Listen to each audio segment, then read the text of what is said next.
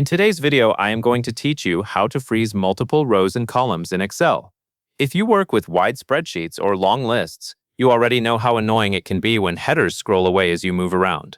Freezing panes keeps important rows and columns visible, so you can keep context while you scroll. To begin, open your Excel workbook and locate the area of the sheet where you want the freezing to happen. In this process, the key idea is that Excel needs a single cell to decide exactly what stays on screen. You will choose the cell that sits just below the rows you want to freeze, and just to the right of the columns you want to freeze. Now click cell B3. Make sure you are selecting the correct cell, because this is the cell that controls the split. Cell B3 is positioned in the grid so that it is below the rows you want to freeze, and to the right of the columns you want to freeze. When you click it, you are essentially telling Excel, keep everything above this row and everything to the left of this column in place.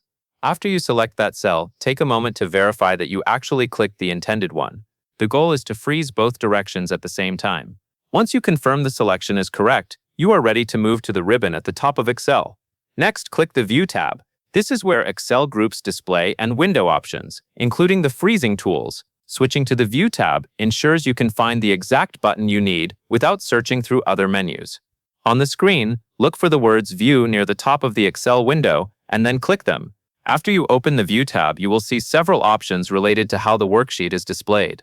This step matters because freezing panes is controlled from this area of the ribbon. Keep your eyes on the Freeze Panes section or the Freeze Panes button, which is typically easy to spot once you are in the right tab. Now click the Freeze Panes button. When you click it, Excel will open a drop-down menu.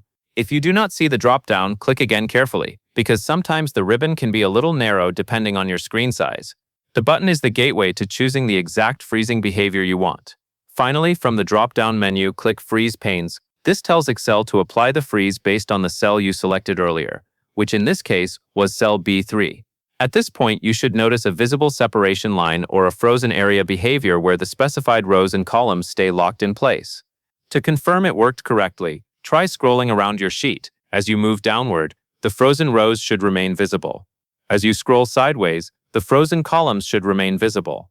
If the freeze seems to be off, that usually means the starting cell was not positioned correctly, so you would return to select the correct cell and repeat the same View tab steps. That covers everything you need to know, and that is all there is to it.